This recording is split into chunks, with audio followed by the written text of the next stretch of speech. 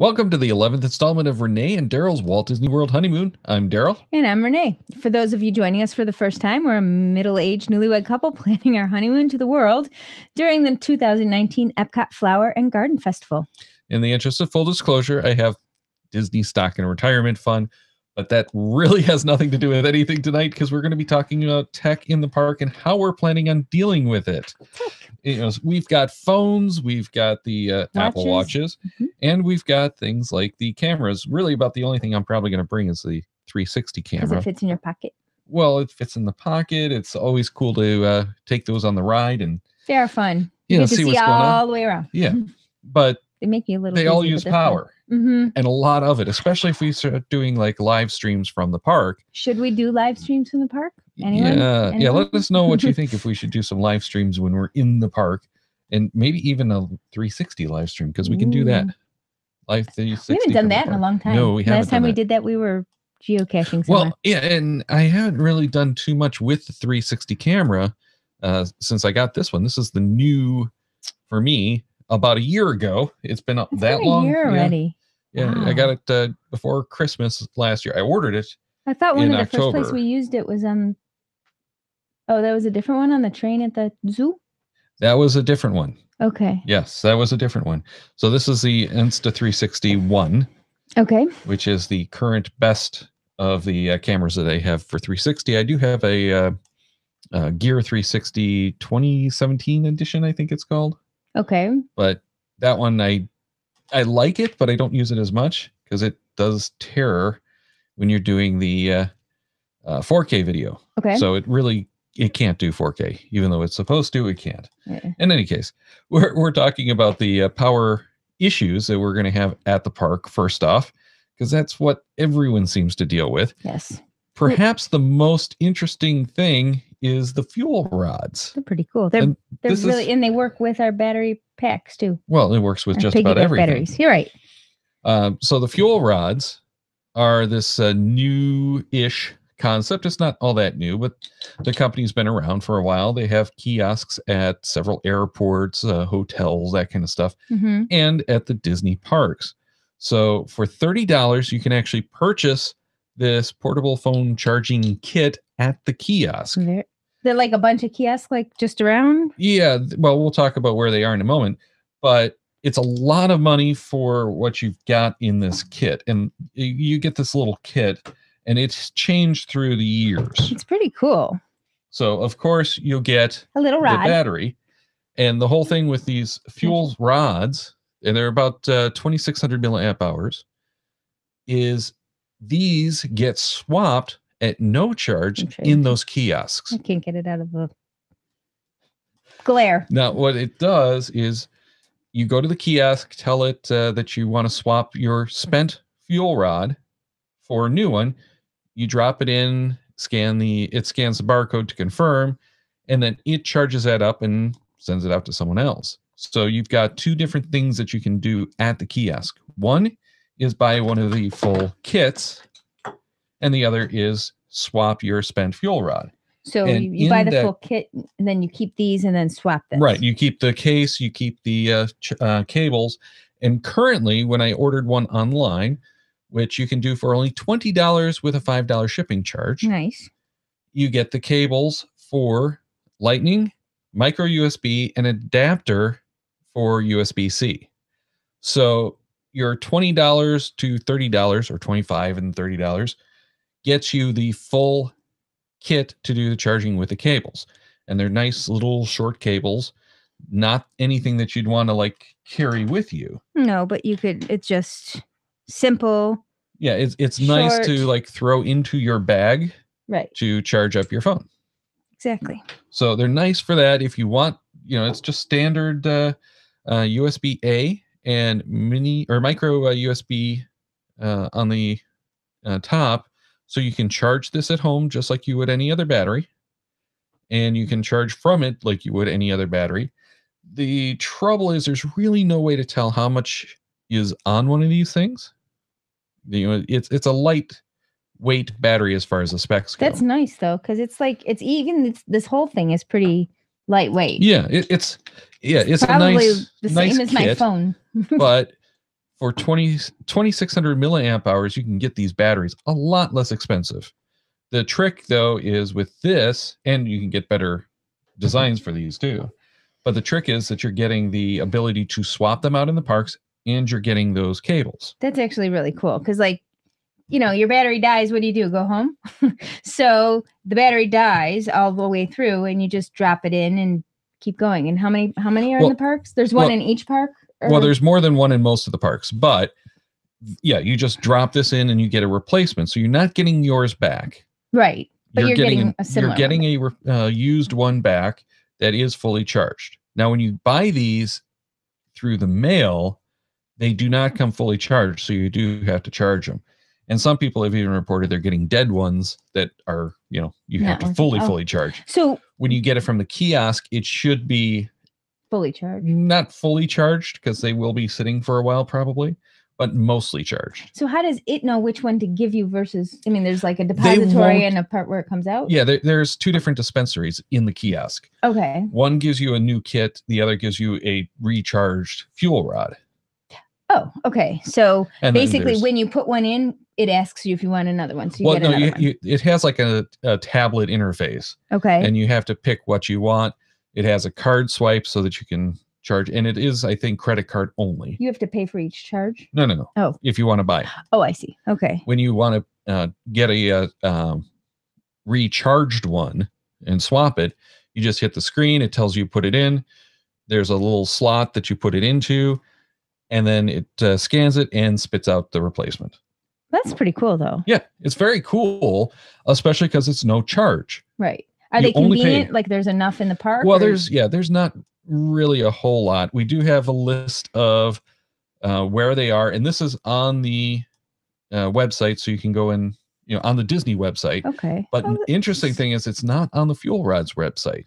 Oh, that is their weird. Agreement with Disney basically says that they can't advertise the locations on their website. Oh. Disney has to put it on their site. So. Okay.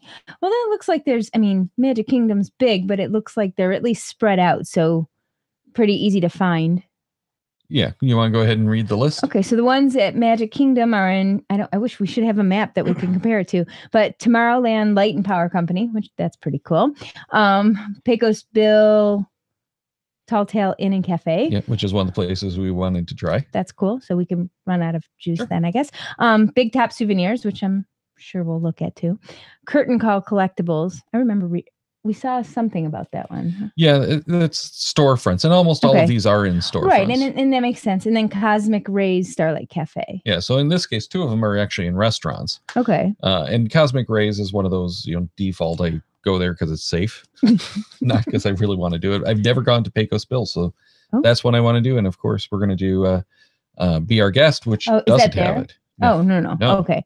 Yeah. So there's only 5 locations. I think from what I was seeing, Tomorrowland has 2, and I think Curtain Call might have had 2, but there were 2 of them that had 2 different kiosks. Okay. So there's 5 locations. What is Tomorrowland Light and Power Company?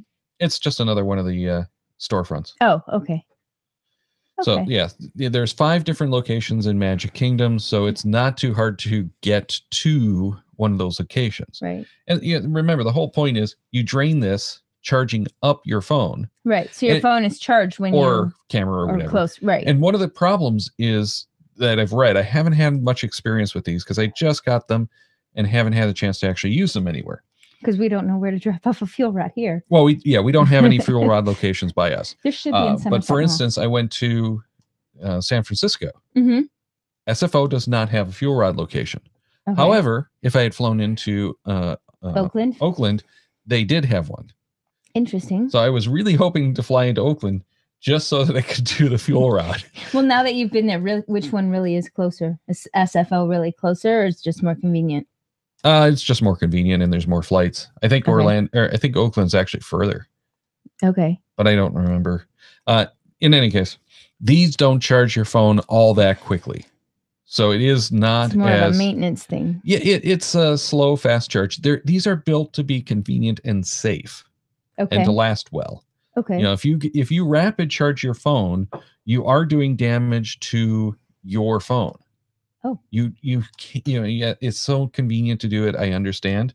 However, that extra speed, and the extra speed is generating extra heat, and the heat is what kills the batteries. Okay. So they're being safe. The draw of a quick charge is going to be more significant and drain the battery quicker. Right.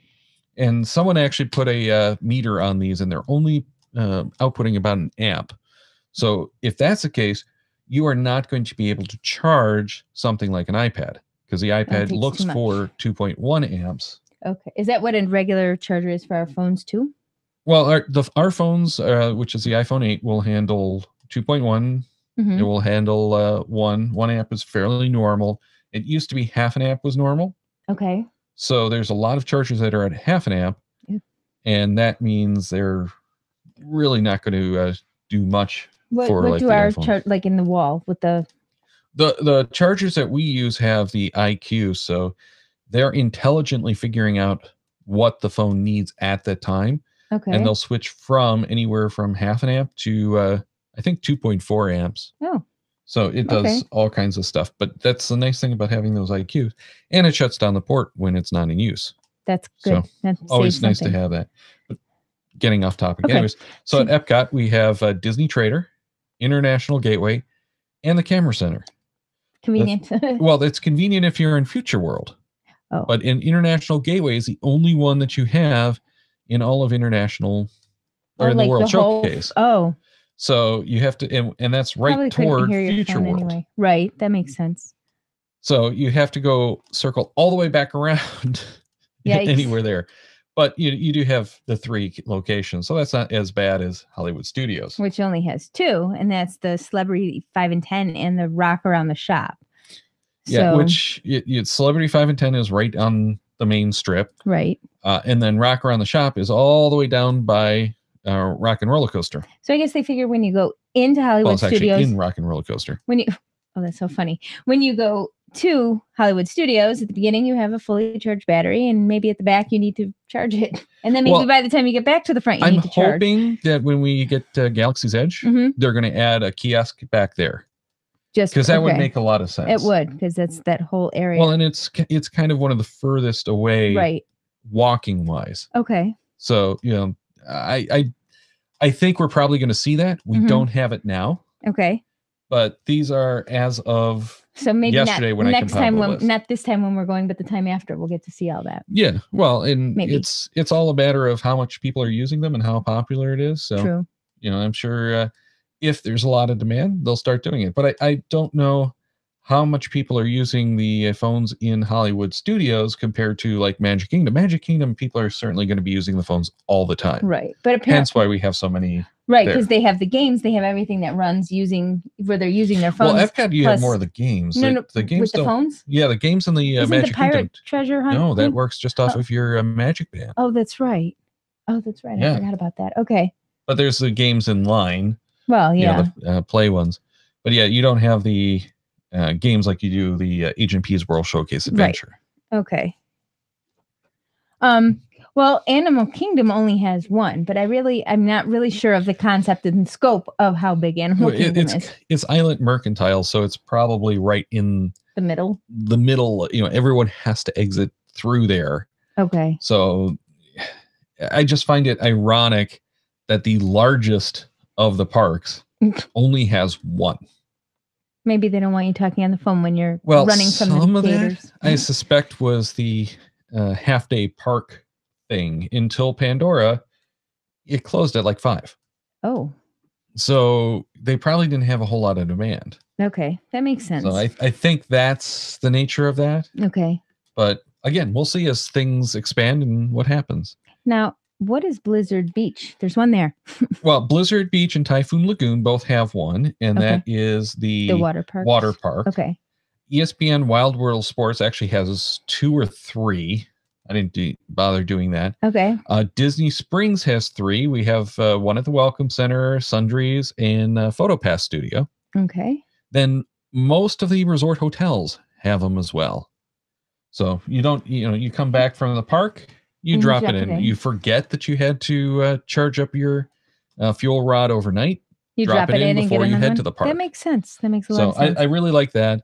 We'll probably put the links in the description down here so that you can look at those locations up and order them online for $20. Right. And if you really, really forget, then all the resort hotels have them if you're staying on resort, right? Most of them. I don't think all of them do. Okay.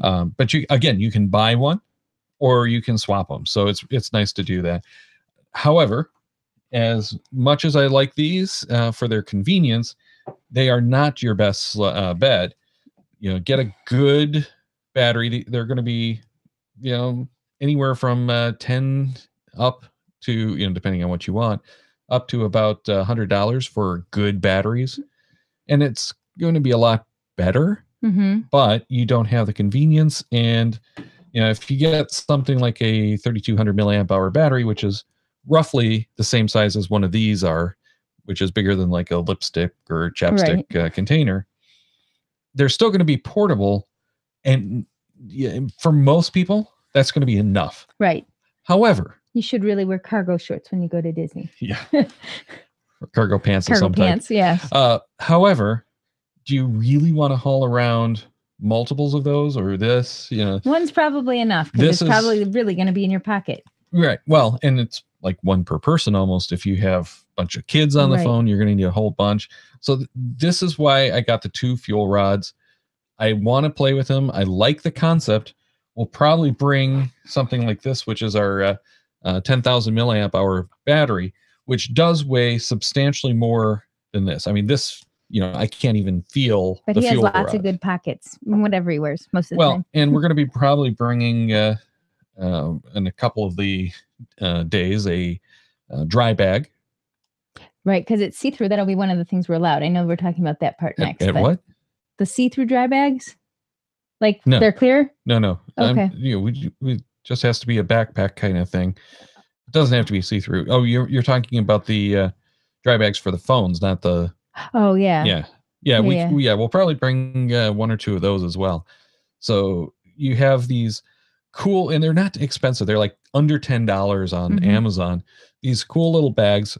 Find one that fits your phone because that's a big thing. And you can just slide your phone in there. So if it does start raining, or if you're going on a water ride, you can just slip it in there and you don't have to worry about your phone and still use it. Right. No, I was looking ahead. Like I thought I remembered something. I know we're going to talk about it in a little bit about things you're not allowed to take. And I thought backpacks were one of those. Well, no, you can actually have backpacks. We'll get into the park rules now. Okay. So the prohibited items that I wanted to mention was suitcases, coolers, or backpacks with or without wheels, larger than 2 feet long, 15 feet wide, and 18 inches high. 15 inches wide. Did I say feet? Yeah. That would be a really big bag. I don't want to carry it. Yeah. So it's a good size pack that you can take in there, but not giant. So like my Eddie Bauer, the purple one. That's a little bit. That might be a little bit big, yeah. Because my laptop fits in it, so I'm not sure. Right. Yeah. Chances are, like the Osprey, the Camelbacks that we have, those kind of backpacks, the day packs are probably going to work. Anything much larger than a day pack, probably not. But we've got the dry bag, right? That it's like your traditional kayak dry bag that I plan to take to like Animal Kingdom, so that hopefully we can go on the water ride and get soaked and not have to worry. We're just going to throw anything in there. And hopefully it'll be warm. Including our wallets. Yes. Because you don't want the wallets to get wet anymore. That's bad. Because you have enough RFID stuff in there. That could be bad. And you get like the leather wallets will sometimes stick to the mag stripes and screw up the mag stripes, so they don't work. So yeah, I just throw all that stuff in there. What about, so we talked about it before. So it's really cool. We want to do some live streams from there, possibly either with the 360 or with our phone, but you're not allowed to have selfie sticks. No, selfie sticks are disallowed. Poles, right? Yeah, no selfie sticks, handheld extension poles for cameras or mobile devices. What about tripods? That well, that's the thing. We don't really know what we might be able to get. Oh, you don't have that one here with the crawly arms. Oh, the Joby. Yeah. The Gorilla Pods. The Gorilla Pods. Yeah, I think we probably can get the Gorilla Pod through because it says under item J, large tripods. Yeah, this is under the prohibited So items. this one we could probably get, and it'll be good for rides too, because it kind of holds on. I mean, I know you're still going to want to hold it. Well, yeah, you can't like strap it to the bar. They'll actually stop you and make you take that off if you try strapping it to a rail. But it might work as a selfie stick. So I don't know. I've got to play with it, see if I can take it along. The thing that I'm more likely to do is they do have some flat folding tripods. Okay. So it's not a selfie stick. It's not an extension pole. Okay. But I can probably use it as the handhold for the selfie for the 360 camera. Interesting. So I might try to do that. Okay. I'm trying to think of where we'd have time to practice before we go. Yeah, we have to find nice and cold places. Yeah. Yeah. And we'll probably do some. They use the S word for Friday. Yes. No. I'm not looking forward to that. No. The S word. That's a bad 4-letter word. Yeah, we should get wrapping up here, but I did want to mention something on that front too. Before we leave the prohibited items, they also had something interesting under the prohibited activities, and that is item F, photography, videotaping, or recording of any kind for commercial purposes. So we may not use our stuff on commercials. Well, we may not use it in charge is basically what it comes down to, including running ads against it.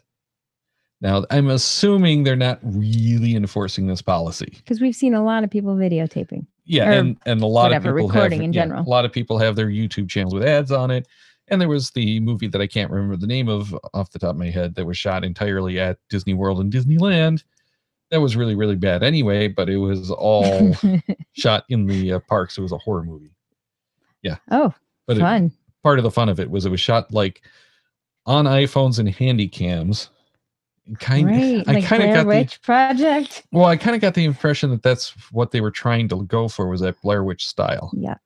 But again, I didn't bother watching it. Okay. I think it is on Netflix if anyone does want to watch it. Yeah, go for it. But if you know what that is and want to drop a link in the comments, or not link necessarily, but at least the name, let us know what that is, because I don't care enough. Yeah, I don't care enough to look it up. I don't. Yeah. But I am curious to remember what it was. We're in Disney World. No, before we go, though, because we are over the 20-minute mark. Okay. One of the things that we are going to try to do is some mall walking. And this is one of the things I've recommended to many people who are looking at doing things like Universal or Disney parks. There's a lot of walking in those parks and a lot of people who don't know how to walk. So as kind of a training exercise, right? Do some mall walking. I'm training for my honeymoon. Gotta go to the mall. It's a climate-controlled experience. It all works. You have people who are probably worse at walking than the people at Disneyland. Well, the people at Disneyland, people at places like that tend to not have any spatial care. Yeah, but you have that problem at the mall too. This is true. And unlike at the mall, time. People seem to have somewhere to go. Everyone's always going from this ride to that ride, and they're trying to go somewhere. At the mall, you have people running around with the strollers who just decide, hey, see this entire walkway? It's all ours. Every which way. Yeah. We are going to take this entire walkway and block it with our diaper changing activities or whatever. Or we're just going to stand here. Yeah, or stand and talk like with on our, the moving sidewalk. Our family. Yeah.